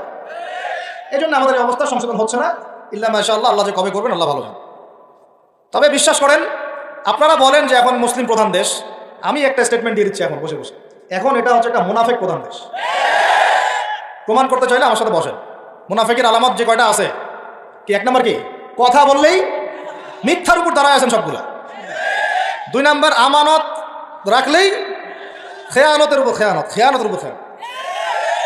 মনে করেন আমি একজন ইমাম সাহেব, আমি যদি আমার দায়িত্বে পালন ঠিক মতো না করে আমিও খেয়ানতকারী। এই যে লেকচার দিতে বসছি, এখন আমি যদি চিন্তা করি যে ডাইনে বামে কথা বলে সময় পার করে দেই, হক কথা বলার দরকার নাই, বললে আবার এটা সেটা, আমি হচ্ছে এখানে এই চেয়ারের খেয়ানতকারী। প্রত্যেকটা ক্ষেত্রে চলতেছে এগুলা। 3 নাম্বার হচ্ছে যখনই ওয়াদা করে কি করে বলেন তো, কয়জন ওয়াদা রাখি আমরা? কোনো কোনো সময় দেখা যায় অমুসলিম ওয়াদা রাখছে, মুসলমান রাখে না। দুধ কিনতে যাবেন, আমরা হিন্দু ভাইয়ের দোকান খুঁজতেছি, ও পানি মিশাবে না, আপনার কনফিডেন্স তৈরি হয়ে গেছে। মুসলমানের দোকানে যান না কেন, ও পানি মিশাবে। কি একটা অবস্থা, কি একটা অবস্থা। নবী সাল্লাল্লাহু আলাইহি ওয়াসাল্লাম একদিন এভাবে লেকচার দিচ্ছেন, মানে খুতবা দিচ্ছেন। একজন দাঁড়িয়ে বলছেন, সাহাবী, যে কবে কিয়ামত হবে ইয়া রাসূলুল্লাহ? তিনি বলছেন যে যখন দেখবা যে অনুপযুক্ত ব্যক্তির হাতে দায়িত্ব অর্পণ করা হয়েছে, তখন ফান্তাযিরুস সাআ, কিয়ামতের অপেক্ষা করতে থাকে। আমরা এই যুগে বাস করতেছি না? এমন করে পাপ নাই এই শহরে হচ্ছে না। মূল পাপ কয়েকটা হচ্ছে। 1 নম্বর হচ্ছে শিরক, কি হচ্ছে? তারপরে হচ্ছে প্রতারণা, তারপর হচ্ছে জুলুম, প্রচুর জুলুম। মানে দুর্বল পাইলেই জুলুম করতে চাচ্ছি আমি। যদি দেখি আমার চেয়ে একটু দুর্বল, আমি জুলুম না করলে পেটের ভাত হজম হচ্ছে না। জুলুম করাটাকে আমরা ক্রেডিট মনে করি যে আমি জিতে গেলাম। আরে ভাই, কাল কিয়ামতের মাঠে কি হবে আপনার আমার অবস্থা? কাল কিয়ামতের মাঠে কি হবে অবস্থা? নবী সাল্লাল্লাহু আলাইহি ওয়াসাল্লামের কথা কি মিথ্যা? তিনি বলছেন কিয়ামতের মাঠে বহু মানুষ উঠবে উহুদ পাহাড়ের সমান নেকি নিয়ে। একেবারে উহুদ পাহাড় দেখছেন আপনারা কেউ? অনলাইনে দেখে নেন, বিশাল পাহাড়। জানাজার নামাজে শরীক হইলে 1 কেরাত নেকি হয়। 1 কেরাত মানে 1 উহুদ পাহাড় সমান। আর মাটি দিয়ে আসলে আরেক কেরাত নেকি হয়, মানে আরেকটা উহুদ পাহাড়ের সমান। উহুদ পাহাড়ের সমান আরো উঁচু উঁচু নামাজের নেকি, জাকাতের নেকি, হজের নেকি, উমরার নেকি নিয়ে উঠবে বহু মানুষ। আমরাই হয়তো বা তার, আল্লাহ পাক আমাদেরকে মাফ করুন। ওঠার পরে বহু মানুষ সামনে দাঁড়ায় থাকবে। কাউকে গালি দিছে, কাউকে অন্যায়ভাবে মারছে, কাউকে রিমান্ডে নিয়ে একেবারে পেদানি দিছে, নির্দোষ ছিল, কারো নামে মিথ্যা মামলা দিছে, কারো নামে অপবাদ ছড়াইছে, বেচারা ভালো ছিল, সৎ ছিল, অপবাদ ছড়াই দিছে। কারো নামে ধরেন যে কারো গীবত করছে, কারো টাকা নিয়ে টাকা দেয় নাই, হ্যাঁ, কারো জমি আত্মসাৎ করে খাইছে, ভূমিদস্যু ছিল। মানে মানুষের সাথে জড়িত পাপ ছিল। কি ছিল? অন্যের সাথে জড়িত, মানে অন্যের হক নষ্ট করছে অন্যের। এখন আল্লাহ পাক বলবেন যে তোমার এই ঋণ এখন শোধ করো। ওই দিন তো ঋণ শোধ করার কোনো বুদ্ধি আছে? বুদ্ধি নেই। এখন কি পদ্ধতি? ফেরেশতাদেরকে বলা হবে এই ব্যক্তির আমল নামায় যে নেকিগুলো আছে, নামাজের নেকি, রোজার নেকি, হজের নেকি, যাকাতের নেকি, এইগুলা দিয়ে ওদের আমল নামা ভর্তি করো, যারা পাওনাদার দ্বারা আছে। ভর্তি করতে করতে করতে করতে এক সময় দেখা যাবে এই ব্যক্তির আমল নামা ফাঁকা হয়ে যাবে। তখন কি হবে? ফেরেশতাদেরকে বলা হবে ওই যে যারা ভুক্তভোগী, ওদের আমল নামা থেকে গোনাহ নিয়ে এই ব্যক্তির আমল নামায় ঢাল। নাউজুবিল্লাহ। এরপরে ওই ব্যক্তিগুলো দেখা যাবে জান্নাতে চলে গেছে, মাজলুম ছিল পৃথিবীতে, ওই দিন সফল হয়ে গেছে, জান্নাতে চলে গেছে। এবার দুনিয়া জালেম ছিল, এই জাহান্নামে চলে গেছে। নাউজুবিল্লাহ। আল্লাহ পাক আমাদেরকে এরকম মানুষের হক নষ্ট করা থেকে হেফাজত করে না। ভাই, মানুষের হক নষ্ট করতে যায় না। নিজে আমল তো এমনিই কম, ভাঙাচোরা ইমান, মুনাফিকের মতো বসবাস করতেছি। এখন তো আমরা মুনাফিকের মতো বসবাস করতেছি এই দুনিয়াতে। এখন যারা আমার মনে হয় মন থেকে ইমানের দাবি করতে পারে শক্তভাবে যে হ্যাঁ আমরা ইমানদার, এরা হচ্ছে গাজ্জার ওই মুজাহিদ ভাইরা। বুঝলেন এই কথা? তারা মনে দাবি করতে পারে যে হ্যাঁ আমরা ইমানদার। আমরা তো নেফাকের উপরে আছি এখন, আমরা তো স্বীকৃতি দিতে পারতেছি না, সত্যকে স্বীকৃতিও দিতে পারি না। বরং আমরা মানচিত্র থেকে ফিলিস্তিনের মানচিত্র উঠাই দিলাম, দিয়ে যারা জালেম ওদেরটা প্রতিষ্ঠা করলাম। ওইটাও পাঠ্যপুস্তকে আসছে। আপনারা তো শুধু একটাই শুনে বসে আছেন, একটাই শুনে আসেন না আপনারা। শরীফ শরীফা তো আছেই, এইটাও একটা ইস্যু ছিল। আল্লাহ পাক আমাদেরকে চোখ খুলুন, আল্লাহ পাক আমাদের চোখ খোলার তৌফিক দান করেন। আর ভাই, বাইরের চোখ তো সবারই খোলা, ভিতরের চোখটা খোলার তৌফিক দান করেন। আমি অনেক ভিতরে চলে আসছি, বুঝাইতে চাচ্ছিলাম যে এই বিশ্বে এখন আল্লাহ পাককে সার্বভৌম ক্ষমতার অধিকারী মানা হচ্ছে না। এটা হচ্ছে বৈশ্বিক শিরক। রাজনৈতিক ক্ষেত্রে আমরা আল্লাহর সার্বভৌমত্ব মানছি না, অর্থনৈতিক ক্ষেত্রে আমরা আল্লাহর দেয়া বিধান মানছি না, শিক্ষা ক্ষেত্রে আমরা আল্লাহ পাকের দেয়া শিক্ষানীতি মানছি না, সংস্কৃতির মধ্যে আমরা আল্লাহর সংস্কৃতি মানছি না। ব্যক্তি জীবনে, ইবাদতের জীবনে, পারিবারিক জীবনে, সামাজিক জীবনে আমরা আল্লাহ পাকের সার্বভৌমত্বকে বাদ দিয়ে মানুষের সার্বভৌমত্ব প্রতিষ্ঠা করেছি। আর আমরা তেলাওয়াত করতেছি তাবারাকাল্লাযী বিয়াদিহিল মুলক, আবার পড়তেছি কুলিল্লাহুম্মা মালিকাল মুলক, হে বলুন হে রাজত্বের অধিকারী, তুতিল মুলকা মান তাশা ওয়া তানজিউল মুলকা মিম্মান তাশা। আয়াত তো জানেন না আপনারা, সূরা আলে ইমরানে আছে। তো আমাদের কথা আর বাস্তবতার মধ্যে অনেক ফারাক। আল্লাহ পাক আমাদেরকে কোরআন গভীরভাবে অনুধাবন করার তৌফিক দান করেন। খালি তেলাওয়াত করলেই হবে না ভাই, এর অর্থটা জানতে হবে। অর্থ না জানলে পরে তেলাওয়াত করলে নেকি হবে না এটা বলি নাই আমি। বলছি শুধু তেলাওয়াত করলেই পুরো হক আদায় হয় না, শুধু তেলাওয়াত করলেই পুরো হক আদায় হয় না, 100 বার হয় না। আবার বলতেছি শুনেন ভালো করে, তেলাওয়াত করলে প্রত্যেক হরফে 10 নেকি হয়, কিন্তু শুধু তেলাওয়াত করলেই কোরআনের সম্পূর্ণ হক আদায় কোশ্চিন কালেও হয় না। এই যে অর্থগুলো না জানলে আপনি কিভাবে বাস্তবায়ন করবেন, বুঝবেন কিভাবে, কি বলেছেন আল্লাহ পাক কোরআনে? এই যে একটা আয়াত নিয়ে এতগুলো কথা বললাম, আপনারা এখন চোখ খুললো যে সারা বিশ্বে আল্লাহর সার্বভৌমত্ব সভরেন্টি নাই। এখন আমরা মানুষ একটা প্রতিষ্ঠা করেছি কিছু কিছু জায়গায়, ইল্লা মাশাআল্লাহ, কিছু কিছু জায়গায় আমরা মেনে নিয়েছি যে আল্লাহ পাকের সার্বভৌমত্ব ক্ষমতার অধিকার। এখন তো এটা মানুষের হাতে উঠাই দিয়েছেন। আল্লাহ পাক আমাদেরকে পাঠাইছেন দুনিয়াতে তার খলিফা হিসেবে। কি হিসেবে? তো আল্লাহর খলিফার কাজ কি? শয়তানের দাসত্ব করবেন আল্লাহর? বলেন, আল্লাহর খলিফার বৈশিষ্ট্য কি, ফাংশন কি? সে কি শয়তানের দাসত্ব করবে না আল্লাহর? সে কি আল্লাহর বিধান মানবে না শয়তানের? সে কি আল্লাহর সার্বভৌমত্ব মানবে না শয়তানের? তাহলে আমরা আল্লাহ পাকের কয়টা বিধান বাস্তবায়ন করতে পারছি? একজন আমাকে খুব কড়া ভাষায় বলছিলেন একদিন যে আপনি প্রথম ব্যক্তি মনে হয় বলেছেন ঢাকা হচ্ছে দ্য সিটি অফ আখিরুজ্জামানে। আপনি চোখে দেখেন না ঢাকা শহরে এত এত মসজিদ আছে? বললাম যে এইটা আপনার চেয়ে আগে আমি দেখছি ঢাকা শহরে এতগুলো মসজিদ আছে। আমার কাছে হিসাব করা আছে কয়টা মসজিদ ঢাকায় আছে। তাহলে আপনি বললেন যে এটা সিটি অফ আখিরুজ্জামান। বললাম ঢাকা শহরে এতগুলো যে মসজিদ আছে কত বছর থেকে আছে? বলছে 50, 60, 70 বছর থেকে। তো বলো 70 বছরে কোরআনের আপনি একটা বিধান বাস্তবায়ন করতে পারছেন ঢাকায়? বলেন, পারছেন? ঢাকা শহরে কি চোরের হাত কাটা হয়? ঢাকা শহরে কি জেনার শাস্তি দেওয়া হয়? মদ পান করলে 40 লাঠি দেওয়া হয়? ব্যভিচার করলে রজম দেওয়া হয়? সমকামিতা করলে রজম দেওয়া হয়? ধর্ষণ করলে প্রকাশ্য মৃত্যুদণ্ড দেওয়া হয়? মসজিদ দিয়ে কি করবেন আপনি? বলেন, এতগুলো মসজিদে কি করবেন? মসজিদে আমরা নামাজ পড়ি, ব্যক্তিগত ইবাদত। আর মানুষের বাঙালিকে কারা জানি বুঝাইছে সারা জীবন যত ইচ্ছা পাপ কর, শেষ জীবন একটা মসজিদ বানাই যাইস বা মসজিদের সভাপতি হয়ে থাকিস, ঠিক আছে? যত ইচ্ছা কর, যা ইচ্ছা কর, সুদ খা, ঘুষ খা, সব কর, শেষে একটা মসজিদ বানাই দিস। কারণ হাদিসটা হচ্ছে মান বানা লিল্লাহি মাসাজিদান বানাল্লাহু বাইতান ফিল জান্নাহ। কেউ যদি আল্লাহর জন্য একটা মসজিদ বানায়, আল্লাহ পাক তার জন্য জান্নাতে একটা ঘর বানাবে। ব্যাস, এই হাদিসের উপর আমল করে কবরে যাবে। সারা জীবন যে আমি মাশাআল্লাহ নাউজুবিল্লাহ আল্লাহর কোনো বিধানই মানলাম না, না নামাজ, না যাকাত, না সাদাকা, না এই যে কোরআন এর হক আদায় করা, না আমর বিল মারুফ, না নাহি আনিল মুনকার, না ইকামাতুদ দ্বীন, ইত্যাদি ইত্যাদি। অনেক অনেক গভীর ভাই, আলোচনাও গভীর, পরিবেশও অনেক গভীর, অন্ধকারও অনেক গভীর। এই অন্ধকার থেকে বের হইতে হইলে ভাই রমাজান আমাদের সামনে একটা মৌসুম। এটা আল্লাহ পাক সুযোগ দেন। আপনারা তো দেখেন সন্ধ্যাবেলায় পাখিরা কোথায় ফিরে যায়? বাসায় ফিরে যায় না? এই সারা বছর সারা জীবন আমরা অনেক দূরে চলে গেছি আল্লাহ থেকে, রমাজান আসছে এখন আবার বাসায় ফিরে আসে। রমাজান কেন আসে? যাতে এই বিচ্ছিন্ন উম্মাহ এক জায়গায় হয়, পাপী মুসলিমরা আল্লাহর দিকে ফিরে আসে। সারা বছর যারা এদিক ওদিক চলে গেছেন রমাজানে আসেন, ঘরে ফিরে আসে। আল্লাহ পাক তৌফিক দান করে না। অনেক ভিতরে ঢুকে গেছি ভাই। প্রথম কথা বলছিলাম লাআল্লাকুম তাত্তাকুন, হক আদায় করতে হবে, রাজি আছেন ইনশাআল্লাহ? 2 নাম্বার এই যে বলছিলাম কুতিবা আলাইকুম নিয়ে কথা। কুতিবা আলাইকুম শুধু সিয়াম না, কুতিবা আলাইকুম কিসাসও আছে এখানে। কোন কিতাব? এখানে আছে না? নাকি বাড়ায় বললাম? আর এই কোরআন তো ভাই সবারই বাসায় আছে, কেন মানতে চান না? এত কেন ভনিতা কোরআনের সাথে? বাঁচবই বা কতদিন আমরা? সর্বোচ্চ 100 বছর। ভাই সবাইকেই তো একা একা আল্লাহর সামনে দাঁড়াইতে হবে, তাহলে এত ভনিতা কিসের? এত নেফাকি কেন? এত অস্বীকৃতি কেন? ইসলাম নিয়ে এত অ্যালার্জি কেন? আল্লাহ রাসূল এবং ইসলামের নাম শুনলে গা জ্বলে কেন? কোরআন সুন্নাহর বিধানের কথা শুনলে কেন মনে হয় যে বাঁকা চোখে তাকান কেন? না জানি আবার কি বলতেছে, কোন জঙ্গি আসলো, কোন সন্ত্রাসী আসলো, এগুলো কি শুরু করছেন? এটা কোরআনের কথা, হাদিসের কথা, আল্লাহর কথা, রাসূলের কথা। এখানে এইসব শব্দ প্রয়োগ করেন কেন? কবরে কি আমরা যাবো, আপনারা যাবেন না? আপনাদেরকে হিসাব দেওয়া লাগবে না? কি মনে করতেছেন আপনারা? আর এই উম্মার বিজয়ের জন্য কি শুধু আমাদের একার দায়িত্ব না, সবার দায়িত্ব আছে? সবাই মিলে তো শক্ত হাতে একটা হাতল ধরলে না ইসলাম বিজয় হবে। আল্লাহ পাক যে ক্ষমতা যাদেরকে দিয়েছেন, কেন আপনারা বুঝতে চেষ্টা করেন না যে আল্লাহ রাব্বুল আলামিনের কাছেই সর্বভৌম ক্ষমতা, তার বিধান বাস্তবায়ন করেন। আল্লাহ পাক আপনাদেরকে আরো শক্তিশালী করবেন ইনশাআল্লাহ। যদি না করেন তাহলে শুনেন, একটা সময় পর্যন্ত আল্লাহ পাক ছাড় দেন। এটা ইতিহাস। নমরুদ একটা লম্বা সময় ছাড় পাইছে, ফিরআউন আরো লম্বা একটা সময় ছাড় পাইছে, আদ জাতি, সামুদ, আসহাবুল আইকা, মাদিয়ান, লূত, কত যে কম চলে গেছে হিসাব নাই। ইতিহাসটা খালি পড়বেন কোরআনের, কত যে কম পৃথিবী থেকে চলে গেছে এরই হিসাব নাই। আল্লাহ পাক জানাইছেন অল্প কিছু, বাকি কিছু জানানো নাই। আল্লাহ পাক জানানি নাই অনেক কিছু আমাদেরকে, যেগুলো আমাদের দরকার সেগুলো জানাইছে কিছু কিছু। কেউ কি টিকতে পারছিল? কেউ কি আল্লাহর বিধানের বাইরে গিয়ে চলতে পারছে? দুনিয়া টিকতে পারছে? কেউ কি চিরস্থায়ী ছিল? কোনো নবীও তো চিরস্থায়ী ছিল না। তাহলে কিসের পিছনে ছুটতেছেন? আল্লাহ পাক আমাদের সবাইকে কথাগুলো বোঝার তৌফিক দান করে, ব্যক্তি জীবন থেকে শুরু করে এক সর্বোচ্চ লেভেল পর্যন্ত কোরআন, হাদিস, ইসলামকে বাস্তবায়ন করার তৌফিক দান করে। আল্লাহ পাক যাদের মধ্যে সততা আছে এই মানুষগুলোকে আল্লাহ পাক আমাদের ঊর্ধ্বতন কর্তৃপক্ষ বানায় দেন, আমিন। বা যারা আছেন তাদেরকে আল্লাহ পাক হেদায়েত দান করেন। রমাজানের এই শিক্ষাটার সামনেও এরকম 2-1টা শব্দ আছে, কুতিবা আলাইকুমুল কিসাস। আরেকটা তো বললে তো মাথায় খারাপ হয়ে যাবে, বলবো?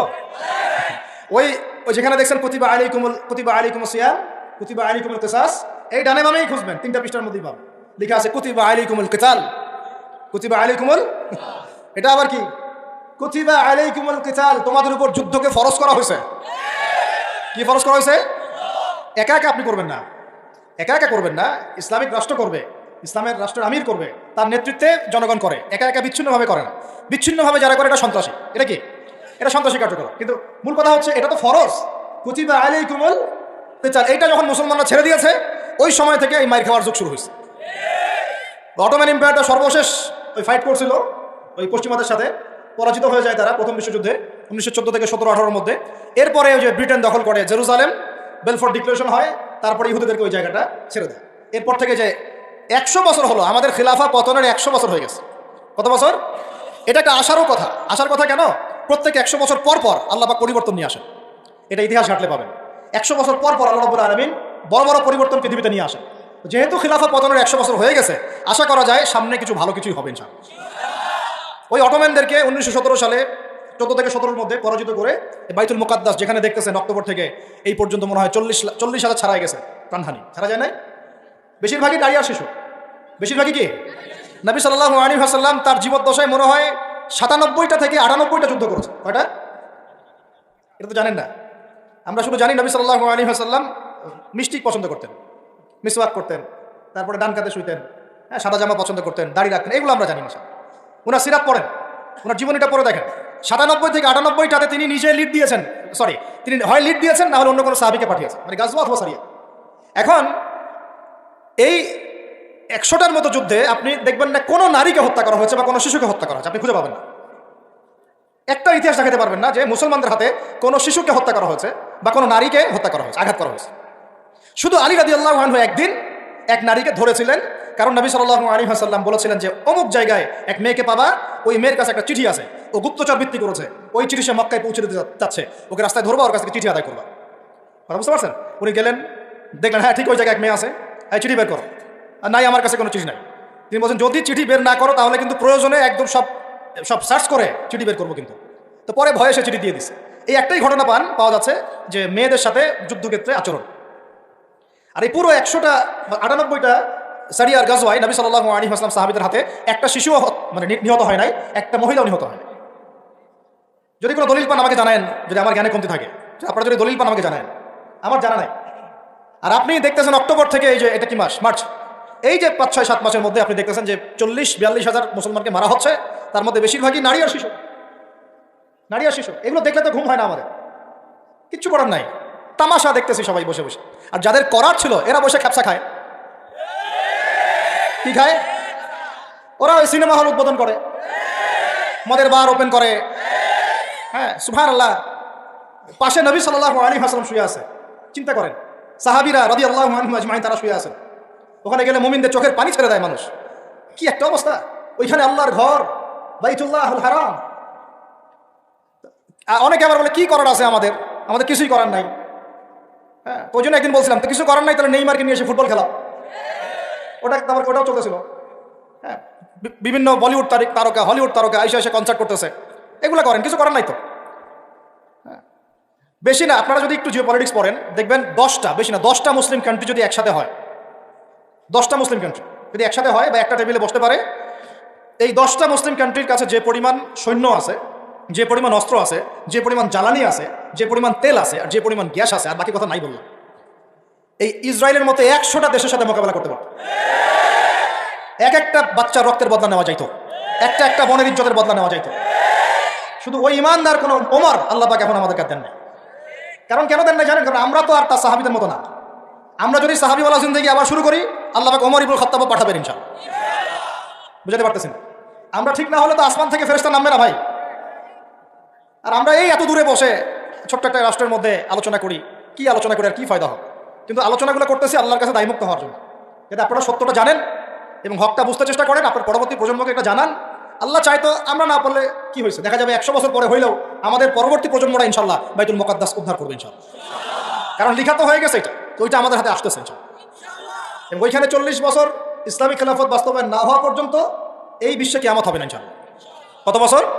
কে করবে? ঈসা আলাইহিস সালাম। কে করবেন? ঈসা আলাইহিস সালাম। তার সাথে সঙ্গ দিবেন ইমামুল মাহদি। এটা হবে সামনে। এখন ওইটা যখন হবে, ওই 40 বছর ইসলামী খেলাফত, তখন তাবারাকাল্লাযী বিয়াদিহিল মুলক, ওই আল্লাহ পাকের যে মুলক, আল্লাহ পাকের সার্বভৌমত্ব, আল্লাহ পাকের সরভেন্টি, আল্লাহ পাকের রাজত্ব, ওইটা সারা বিশ্বে প্রতিষ্ঠা হবে ইনশাআল্লাহ। এখন ওইটা নাই। এখন কি আছে? এখন মুলক হচ্ছে জাতিসংঘের, সবকিছু ওদের হাতে। আর এগুলো গঠনই করা হয়েছিল মুসলমানদের স্বার্থ দমন করে পশ্চিমাদের স্বার্থ উন্নয়নের জন্য। একেবারে খোলামেলা কথা বল। এখন পর্যন্ত ওদের ভিশন এবং এজেন্ডা এইটাই। পৃথিবীর কোনো জায়গায় মুসলমানের স্বার্থ তারা সর্বোচ্চ অগ্রাধিকার দিবে না, বরং আমাদেরকে দাস বানানোর জন্য এটা তৈরি করছে। আর আমরা এখন সেই দাসত্বের মধ্যে চলে আসছি। কেউ কিছু বলেও না, কেউ কিছু, সবাই মেনে নিয়েছি। আর কেউ আলোচনা করে লাভ নাই। আপনারা প্রত্যেকটা ঘরে ঘরে একটা করে আইয়ুবের জন্ম দেন, আলোচনা করে লাভ নাই। এত প্রত্যেকটা মা বোনকে বলবো একটা করে বাচ্চা দেন আমাদেরকে আইয়ুবের মতো, একটা করে বাচ্চা দেন তারেক বিন জিয়াদের মতো, একটা করে বাচ্চা দেন আমাদেরকে বিন কাসিমের মতো। ইনশাল্লাহ আজ না হোক 100 বছর পরে হলেও ইনশাল্লাহ বিশ্বের শাসন ক্ষমতা আমাদের হাতে আসবে ইনশাল্লাহ। তার আগ পর্যন্ত আমরা কেউ স্বাধীন না। তো এখানে কুতিবা আলাইকুমুস সিয়ামও আছে, কুতিবা আলাইকুমুল কিসাসও আছে, কুতিবা আলাইকুমুল কিতালও আছে। ওইটা ছাড়ার পর থেকে আজকে আমাদের এই অবস্থা হয়েছে। এখন ওইদিকে তো আমরা যেতে পারবো না, এখন আমাদের শক্তি নাই, অতএব ওই আলোচনা নাই, ফুল স্টপ রাখলাম। এখন এই মাসে আমরা কি আল্লাহর দিকে ফিরে আসতে পারি কিনা অন্তত? যারা নামাজ আমরা কাজা করছি বা অলসতা দেখাচ্ছি, রমজান মাসে 5 ওয়াক্ত পাক্কা নামাজি হইতে পারবো তো ইনশাআল্লাহ? ফরজ নামাজের সাথে সাথে সুন্নত আর নফলগুলোর পাবন্দ হইতে পারবো তো ইনশাআল্লাহ? রমজান মাসে দাড়িটা ছাড়তে পারবো তো ইনশাআল্লাহ? পোশাক চেঞ্জ করতে পারবো তো ইনশাআল্লাহ? সুদ ছাড়তে পারবো তো ইনশাআল্লাহ? সমস্ত জেনা ছাড়তে পারবো তো ইনশাআল্লাহ? সমকামিতার এগুলো ধার কাছেও তো যাবো না ইনশাআল্লাহ? মাপে কম দেওয়া ছাড়তে পারবো তো ইনশাআল্লাহ? যত রকম দুর্নীতি সুদ ঘুষ ছাড়তে পারবো তো ইনশাআল্লাহ? রমজান মাসে আমরা আবার ওই পাখিদের মতো, পাখিরা যেমন ঘরে ফিরে, আমরা আল্লাহর কাছে ফিরবো তো ইনশাআল্লাহ? কয়েকটা কাজ খালি বলে শেষ করে দিচ্ছি। এর পরের আয়াতে আপনি পাবেন, জাস্ট এর পরের আয়াতে, মানে এগুলো সিকোয়েন্স ওয়াইজ সাজানো হয়েছে। একটু গবেষণা করলে দেখবেন এগুলো আল্লাহ পাক সাজিয়ে দিয়েছেন সুবহানাল্লাহ। মানে একটার সাথে একটা আমি তুলনাটা এভাবে দেই। আপনারা কি অ্যাস্ট্রোনমি নিয়ে পড়াশোনা করেছেন? হাত উঠান দেখি কেউ। অ্যাস্ট্রোনমি বোঝেন? জ্যোতির্বিদ্যা কেউ পড়েছেন কখনো? একজনও নাই? আচ্ছা ঠিক আছে, অ্যাস্ট্রোনমি দরকার নাই। ফিজিক্স নিয়ে পড়েছেন কারা কারা? ফিজিক্স, আপনি ফিজিক্স বুঝেন না? পদার্থবিদ্যা কারা কারা পড়েছেন? এই তো মাশাআল্লাহ। আপনারা যদি আকাশের দিকে তাকান, আকাশের মধ্যে তারাদের মধ্যে একটা জ্যামিতিক মিল আছে না? আছে না? ওটা ফিজিক্স যারা পড়েছে তারা বুঝবে, সবাই বুঝবে না। কিন্তু আপনি আপনার মানে কি বলবো, আপনার মাথাই খারাপ হয়ে যাবে যে আসমানে আল্লাহ রাব্বুল আলামিন এত সূক্ষ্মভাবে একটা কিভাবে করেছেন। এটাই প্রমাণ করে যে আল্লাহ রাব্বুল আলামিন ছাড়া কোনো ইলাহ নাই। এটা আল্লাহ পাক সূরা মুলকেও বলেছেন, তাবারাকাল্লাযী বিয়াদিহিল মুলক, এই সূরার মধ্যে আল্লাহ পাক এটা বলেছেন, ফারজি'ইল বাসারা হাল তারা মিন ফুতুর সুম্মা রজি'ইল বাসারা কাররাতাইন ইয়ানকালিব ইলাইকাল বাসারু। হ্যাঁ কি বলে, কথা বলছেন কেন ভাই? আস্তাগফিরুল্লাহ। আল্লাহ পাক সূরা মুলকের মধ্যে এটা বলেছেন যে তোমরা আসমানের দিকে তাকাও। এটা আপনারা পড়েন নাই সূরা মুলক? তাবারাকাল্লাযী বিয়াদিহিল মুলক ওয়া হুয়া আলা কুল্লি শাইইন কাদির আল্লাযী খালাকাল মাউতা ওয়াল হায়াতা লিয়াবলুয়াকুম আইয়ুকুম আহসানু আমালা ওয়া হুয়াল আজিজুল গফুর আল্লাযী খালাকা সাবআ সামাওয়াতিন তিবাকা। 7টা আসমান আল্লাহ পাক স্তরে স্তরে সৃষ্টি করেছেন, তিবাকা। মা তারা ফি খালকির রহমানি মিন তাফাউত। আপনি এই আল্লাহ পাকের সৃষ্টির মধ্যে একটা ছোট্ট কোনো খুঁত পাবেন না। সুবহানাল্লাহ। আল্লাহ পাক বলেন ফারজি'ইল বাসারা, দেখো আসমানের দিকে তাকাও, তোমার দৃষ্টি ফেরাও। ফারজি'ইল বাসারা হাল তারা মিন ফুতুর, কোনো কি খুঁত পাচ্ছ? পাবা না। সুম্মা রজি'ইল বাসারা, আবার দৃষ্টি ফেরাও। ইয়ানকালিব ইলাইকাল বাসারু খাসিআ ওয়া হুয়া হাসির, তোমার দৃষ্টি নতজানু হয়ে ক্লান্ত পরিশ্রান্ত হয়ে বারবার ফিরে আসবে, তুমি আল্লাহর এই সৃষ্টির মধ্যে কোনো খুঁত পাবা না। আল্লাহু আকবার। তো যারা আপনারা এই আকাশের তারার জ্যামিতিটা বুঝেন, ফিজিক্স যারা পড়েছেন বা অ্যাস্ট্রোনমি নিয়ে যারা ঘাটাঘাটি করেন, তাদেরকে বোঝাচ্ছি কোরআনের আয়াতগুলো ঠিক এইরকম করে আল্লাহ রাব্বুল আলামিন নাজিল করেছেন, একটার সাথে একটা মিলালে পরে একটা মানে কাঠামো তৈরি হয় আর কি। এমন না যে একটা আয়াত পড়লে একটা থেকে মাসআলা বের করা যাবে, ওইটার সাথে সম্পৃক্ত অন্য আয়াত আছে, ওটার সাথে সম্পৃক্ত আবার একটা হাদিস আছে, ওর সাথে সম্পৃক্ত আবার সাহাবীদের আমল আছে। মানে এভাবে তারার মতো মিলাতে হবে ডটসগুলো। বুঝতে পারতেছি না মনে হয়? তারার ডটস মিলালে যেমন পথ খুঁজে পাওয়া যায়, কোরআনের আয়াতগুলো একটার সাথে একটা মেলালে এরকম হেদায়েত পাওয়া যায়। সুবহানাল্লাহ। বুঝতে পারছি কথা? এরপরে লাগবে হাদিস, তারপরে সাহাবীদের আমল, তারপরে ইমামগণের মতামত, এভাবে আসবে আস্তে আস্তে। তো যেটা বলতে চাচ্ছিলাম, এর পরের আয়াতে আপনি দেখবেন আল্লাহ পাক বলছেন শাহরুর রমাদান আল্লাযী উনজিলা ফীহিল কুরআন। সুবহানাল্লাহ। রমাদান কোন মাস? যে মাসে তুমি তাকওয়া অবলম্বন করবে, এই জন্য এই মাসকে রোজাকে ফরজ করা হয়েছে। এটা সেই মাস যেই মাসে আল্লাহ পাক কোরআন নাজিল করেছেন বলে। সুবহানাল্লাহ। তাহলে তাকওয়া অর্জিত হবে কোন কিতাবের মাধ্যমে? বুঝতে পারলাম? যেই কিতাব আল্লাহ পাক রমাদানে নাজিল করেছেন, সেই কিতাব ছাড়া অন্য কোন উৎস আছে যেখান থেকে আমি তাকওয়া অর্জন করতে পারবো? আছে? নাই। তার মানে আমাদেরকে রমাদান মাসে এই কোরআনের হকটা আদায় করতে হবে। রাজি আছে কিনা? আল্লাহ পাক বলেন না ইন্না আনজালনাহু ফি লাইলাতিল কদরি, আমি কদরের রাতে আমি সূরা কি হয়েছে ওনার? আচ্ছা, ওনাকে একটু ইয়া করেন, কি অসুস্থ নাকি? হ্যাঁ, আল্লাহ শেফা দান করুন, আল্লাহ শেফায়ে কামিল দান করেন। আচ্ছা, আরেকবার রিপিট করছি ভাই। আল্লাহ পাক বলছেন শাহরুর রমাদান আল্লাযী উনজিলা ফীহিল কুরআন। রমাদান সেই মাস যে মাসে কি নাজিল হয়েছে বলেন? কোরআন নাজিল হয়েছে। পাশে কোনো বাসা নাই ওকে নিয়ে যাওয়ার? একটু বাসায় নিয়ে একটু পানি দেন মাথায়। আমরা দোয়া করি আল্লাহ পাক যেন তাকে শেফায়ে কামিল দান করেন। আমরা লম্বা করছি না, একটু গুটিয়ে নিচ্ছি, আমার সাথে মনোযোগ দেন। আল্লাহ পাক বলছেন এই মাসে কি নাজিল করেছি? ইন্না আনজালনাহু ফি লাইলাতুল কদর। কোন রাতে কোরআন নাজিল হয়েছে? লাইলাতুল কদর। লাইলাতুল কদর কোন মাসে? রমাদান মাসে। প্রথম দশকে না শেষ দশকে না মাঝখানে? শেষ দশকের কয় তারিখে? বেজর রাতে। এটা ভালো উত্তর। কোন রাতে? বেজর। হয় 21, না হলে 23, না হলে 27, না হলে 25, না হলে 29, কোনো একটা তো হবেই হবে ইনশাআল্লাহ। আল্লাহ পাক আমাদেরকে বেশি বেশি লাইলাতুল কদর পাওয়ার তৌফিক দান করেন এবং আমাদের যৌবনে আল্লাহ পাক বেশি বেশি রমাদান দান করেন। যৌবনে আমাদের শক্তি বেশি থাকে, তাই না? বার্ধক্যে গেলে তো অনেক সময় চাইলে অনেকে রাখতে পারেন না। তো যৌবনটা আল্লাহ পাক যেন আমাদের বরকতময় করেন এবং যৌবনে বেশি বেশি আল্লাহ পাক রমাদান এবং লাইলাতুল কদর নসিব করেন, আমিন। তো এখন লাইলাতুল কদর যেহেতু রমাদানে, তাহলে কোরআন নাজিল হয়েছে কোন মাসে? রমজান মাসে। তো রমাদান মাস তাকওয়া অবলম্বন করতে বলা হচ্ছে, তাহলে কোন কিতাব দিয়ে তাকওয়া অবলম্বন করবো? ব্যাস হয়ে গেল। এখন রমাদান মাসে কোরআনের 6টা হক আদায় করলে তাকওয়া অর্জন হবে। কয়টা হক? মুখস্থ করেন আমার সাথে। 1 নাম্বার, 100% মুসলমানকে কোরআন তেলাওয়াত করতে হবে। রাজি আছে কিনা? তেলাওয়াত না পারলে শিখতে হবে। তেলাওয়াত না পারলে এটা নিজের উপর ফরজ মনে করে শিখতে হবে, নফল মনে করে শিখবেন না, ফরজ মনে করে শিখবেন। 2 নাম্বার, কোরআনের অর্থ জানতে হবে। কি করতে হবে? 3 নাম্বার, কোরআনের সমস্ত আদেশ মানতে হবে। কি করতে হবে? 4 নাম্বার, এর সমস্ত নিষেধ ছাড়তে হবে। কি করতে হবে? 5 নাম্বার, এর দাওয়াত মানুষের ঘরে ঘরে পৌঁছাতে হবে। ঠিক আছে? আর 6 নাম্বার, এই কিতাবের যে বিধানগুলো সেগুলো আমরা পর্যায়ক্রমে ব্যক্তি, পরিবার, সমাজ, রাষ্ট্র, বিশ্বে বাস্তবায়ন করবো।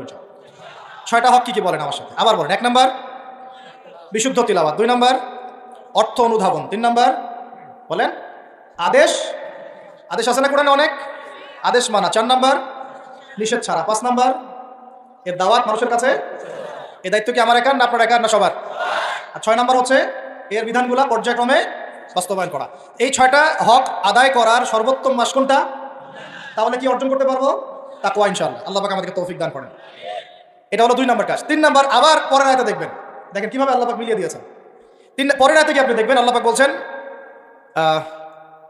কেন একটা শাহরু রমাদান আল্লাযী উনজিলা ফীহিল কুরআন হুদাল লিন-নাসি ওয়া বায়িনাতিন মিনাল হুদা ওয়াল ফুরকান। এরপরে হ্যাঁ, ওয়া ইযা সাআলাকা ইবাদি আন্নী ফাইন্নী করিব। সুবহানাল্লাহ, সুবহানাল্লাহ। আল্লাহ পাক বলছেন ফাইদা না ওয়া ইযা সাআলাকা ইবাদি আন্নী ফাইন্নী করিব। আমার বান্দারা হে নবী যদি তোমাকে জিজ্ঞাসা করে আমার সম্পর্কে, তাদেরকে জানিয়ে দিও যে আমি কাছে আছি। সুবহানাল্লাহ। কোথায় আছি? খুবই কাছে। উজিবু দাওয়াতাদ দাঈ ইযা দাআন। যখন দোয়াকারী দোয়া করে আমি তার দোয়া শুনি। কে শুনে? কবরে শয়তান মানুষ শুনে? হ্যাঁ, ওই মাজারে গিয়ে শুনে? অমুক বাবা তমুক বাবা শুনে? কে শুনে? ইন্নী করিব উজিবু দাওয়াতাদ দাঈ ইযা দাআন ফালইস্তাজিবু লি ওয়াল ইউমিনু বি লাআল্লাহুম ইয়ারশুদুন। ঠিক আছে না? একটা অতএব আমি যেহেতু বান্দার দোয়া শুনি, তারাও যেন আমার ডাকে সাড়া দেয়। আল্লাহর ডাক মানে কি? হাইয়া আলাস সালাহ, এটা আল্লাহর ডাক না? যাকাত ফরজের ডাক, যাকাত দিবে। আল্লাহ পাক আহ্বান করছেন না? রমাদান মাস শেষে রোজা রাখো, কার আহ্বান এগুলো? আমি যখন ডাকবো সেও যেন আমার ডাকে সাড়া দেয়। আর ওয়াল ইউমিনু বি, এবং আমার প্রতি ঈমান রাখে, এতে করে তারা সুপথ প্রাপ্ত হবে ইনশাআল্লাহ। তাহলে রোজা রেখে আমরা কি করব? আমরা বেশি বেশি আল্লাহর কাছে দোয়া করবো ইনশাআল্লাহ। 3টা কাজ তো পেয়ে গেলাম। এক হচ্ছে তাকওয়া অবলম্বন করব, মানে রোজা রাখার মতো রাখবো। 2 নাম্বার, কোরআনের হক আদায় করবো। 3 নাম্বার, বেশি বেশি দোয়া করব, রোজা রাখা অবস্থায় বেশি বেশি দোয়া করব। 3 শ্রেণীর মানুষের দোয়া ফেরত দেওয়া হয় না, জানেন তো হাদিসটা? এক শ্রেণী হচ্ছে রোজাদার, আরেক শ্রেণী হচ্ছে মুসাফির, আরেক শ্রেণী ওই যে মাজলুমের দোয়া, এটা বিফলে যায় না। আরো এক শ্রেণী আছেন অন্য হাদিসে, পিতা মাতার দোয়া সন্তানদের জন্য, এটা আল্লাহ পাক ফেরত দেন। আমরা যারা পিতা মাতা হয়েছি, সন্তানদের জন্য বেশি বেশি দোয়া করবেন, আল্লাহ পাক তৌফিক দান করবেন। এই 3টা কাজের বাইরে আমি আরো 7টা কাজ বলে দিচ্ছি, রমজান মাসে করবেন। ঠিক আছে ইনশাআল্লাহ? 4 নাম্বার, বেশি বড় করছি, পয়েন্টগুলো বলছি। 4 নাম্বার হচ্ছে রমজান মাসে বেশি থেকে বেশি মানুষকে ইফতারি করানোর চেষ্টা করবেন। এই যে যুব সমাজ যারা আছেন, ইফতারের প্রজেক্ট রেডি করবেন। প্রত্যেকটা দুস্থ, অসহায়, এতিম, মিসকিন, বিধবা এই পরিবারগুলোতে 1 মাসের বাজার করে দিবেন। পারা যাবে ইনশাআল্লাহ? যত কালো টাকা উঠাইছে সব ওগুলো টেনে টেনে বের করবেন সব, বুঝছেন? বাংলাদেশে এমন বহু মানুষ পড়ে আছে যাদের একজনের জাকাতের টাকা দিয়ে একটা গ্রামের মানুষকে খাওয়ানো যায়। ওগুলো উসুল করবেন চাপ দিয়ে দিয়ে। কটা বললাম? 4টা। বেশি বেশি মানুষকে ইফতার করানো। 5 নাম্বারটা আমার খুবই পছন্দের একটা আমল, এবং সবার সামর্থ্য হয়তো হবে না, তবে আমরা নিয়াত করি, আল্লাহ পাক নিয়াতেই বরকত দিবেন। রমজান মাসে বাইতুল্লাহ জিয়ারত, রমজান মাসে বাইতুল্লাহ জিয়ারত, যাদের সামর্থ্য আছে আল্লাহ পাক যেন তৌফিক দান করেন। আল্লাহ পাক যারা নিয়াত করেছেন তাদের কাজকে যেন আসান করেন, সফরকে নিরাপদ করেন, এবং আমাদেরকে বেশি থেকে বেশি বাইতুল্লাহ জিয়ারতের তৌফিক দান করেন। যারা নিয়াত করেছি জীবনে অন্তত একটাবার হলেও আল্লাহ পাক যেন তাদেরকে হজ করার তৌফিক দান করেন। বাইতুল্লাহ জিয়ারতে অনেক অনেক ব্যাপার আছে রমজান মাসে। ওখানে আপনার একটা পরিবেশ থাকে, একটা জান্নাতি পরিবেশ, ইবাদতের মৌসুম থাকে। হ্যাঁ, রোজা রাখা, নবী সাল্লাল্লাহু আলাইহি ওয়াসাল্লামের রওজা জিয়ারত, বাইতুল্লাহ তাওয়াফ, ঠিক আছে, ইসলামের ইতিহাসের জায়গাগুলো ঘুরে দেখা, তারাবি, মানে একটা অন্যরকম আমেজ সেখানে বিরাজ করে। আল্লাহ রাব্বুল আলামিন আমাদেরকে রমাদান মাসে বেশি থেকে বেশি বাইতুল্লাহ জিয়ারতের তৌফিক দান করেন। আমিন ইয়া রাব্বুল আলামিন। 5 নাম্বার, এটা সবার হয়তো তাকদিরে নসিব নাও হতে পারে, তবে নিয়াত করে রাখেন, আল্লাহ পাক কোনো না কোনো দিন তৌফিক দিবেন ইনশাআল্লাহ।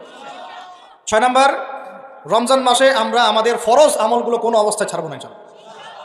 স্পেশালি আমি এখানে একটা ফরজের নাম উল্লেখ করছি, সেটা হলো যাকাত। সালাতের কথা আমি না বলে যাকাত বললাম কেন? কারণ নামাজ আপনারা সবাই পড়েন রমজান মাসে, কিন্তু যাকাত বেশিরভাগ মানুষ দেয় না। আর যাকাত ইসলামী অর্থনীতির মূল ভিত্তি।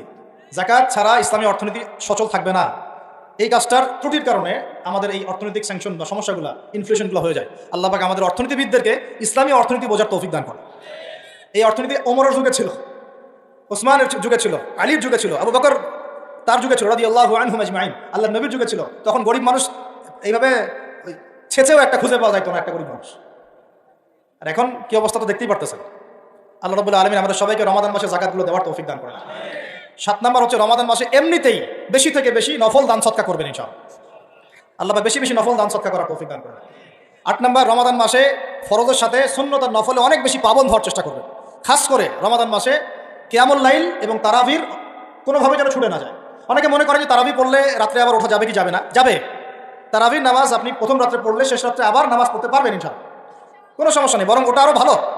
ওই সময় আল্লাহ রাব্বুল আলামিন আহ্বান করতে থাকেন, কে আছো চাইবা আমার কাছে আমি দিব, কে আছো আমাকে ডাকবা আমি ডাকে সারা দিব, কে আছো আমার কাছে ইস্তেগফার করবো আমি ক্ষমা করবো। প্রথম রাত্রেও তারাবি পড়বেন ইনশাআল্লাহ, শেষ রাত্রেও চেষ্টা করবেন অন্তত 2-4 রাকাত হলেও নামাজ পড়া। আল্লাহ পাক তৌফিক দান। তো তারাবি নিয়ে অনেক কথা এখানে শোনা যাবে গানে বামে। আর আমাদের তো ইস্যু পাগল জাতি মাশাআল্লাহ। আমরা কি পাগল জাতি? ইস্যু পাগল। ওই ফিলিস্তিন ইস্যু এখন নাই, শেষ। তারপরে যে ট্রান্সজেন্ডার গন কেস শেষ। তারপরে শরীফা ঠান্ডা, শিক্ষানীতি ঠান্ডা। এখন ওই যে অনলাইনে ঢুকলেই দেখতেছেন ওই চলতেছে। হ্যাঁ, 8 টাকা 20 টাকাতে আসবে সামনে, এখনো লঞ্চ করেনি ওরা। কিছু কিছু শোনেন, এগুলো বাস্তব অভিজ্ঞতার আলোকে বলছি।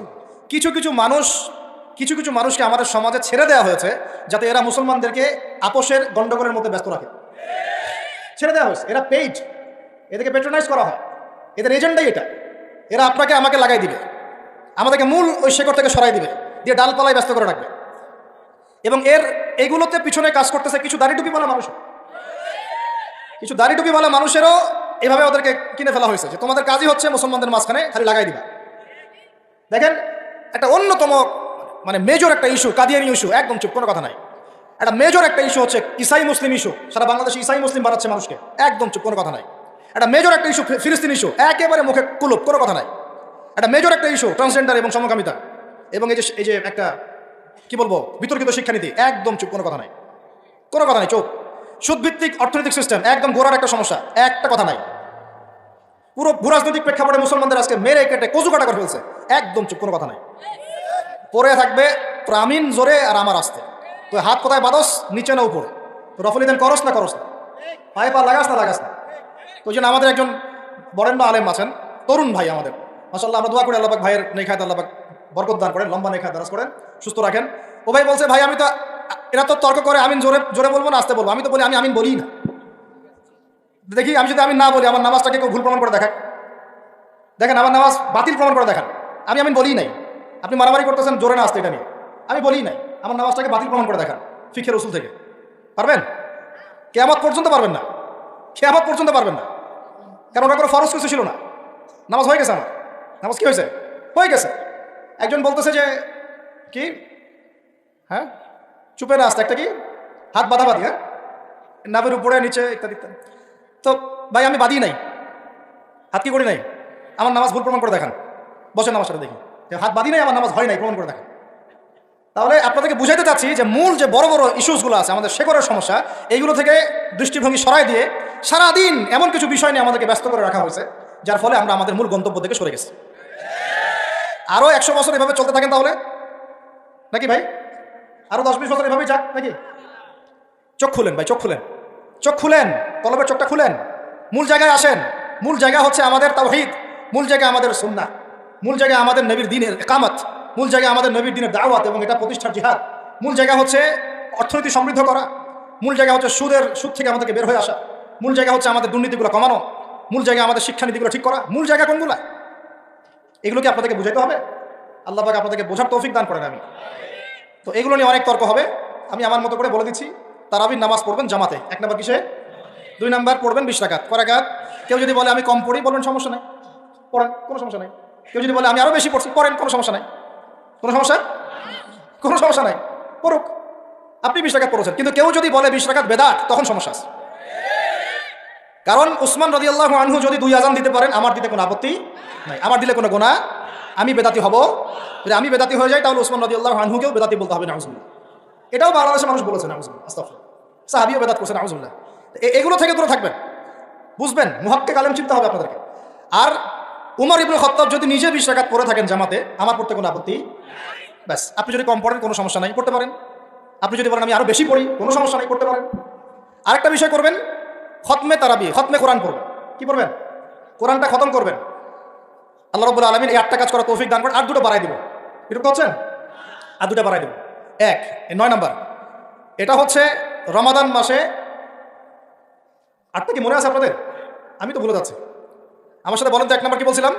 তাকওয়া অবলম্বন করবো ইনশাআল্লাহ, ঠিক আছে ভাই? 2 নাম্বার কি বলছিলাম জানি? কোরআনের হক আদায় করা। 3 নাম্বার বেশি বেশি দোয়া করা। 4 নাম্বার কি বলেছিলাম? হ্যাঁ, যদি সম্ভব হয় বাইতুল্লাহ জিয়ারত, ওমরা করা। 5 নাম্বার বলেছিলাম বেশি বেশি মানুষকে ইফতার করানো। 6 নাম্বার কি বলেছিলাম? যাকাতগুলো দিয়ে, সবগুলো ফরজের পাবন্ধ হয়, স্পেশালি যাকাতগুলো দিয়ে দেওয়া। 7 নাম্বার বলেছিলাম বেশি বেশি দান সদকা করা। 8 নাম্বারে কি বলেছিলাম? এই তারাবি সালাত এবং নফল আমলগুলো বাড়ানো। তারাবি সালাত পড়বেন, নফল আমল, সুন্নত আমল বাড়াই দিবেন, আল্লাহ পাক তৌফিক দান করবেন। 9 নাম্বার বলতে চাচ্ছিলাম যে প্রত্যেকটা এলাকা থেকে, প্রত্যেকটা মসজিদ থেকে, প্রত্যেকটা মাদ্রাসা থেকে রমাদান মাসে বিনামূল্যে কোরআন শিক্ষার কার্যক্রম চালু করুন। পারা যাবে ইনশাআল্লাহ?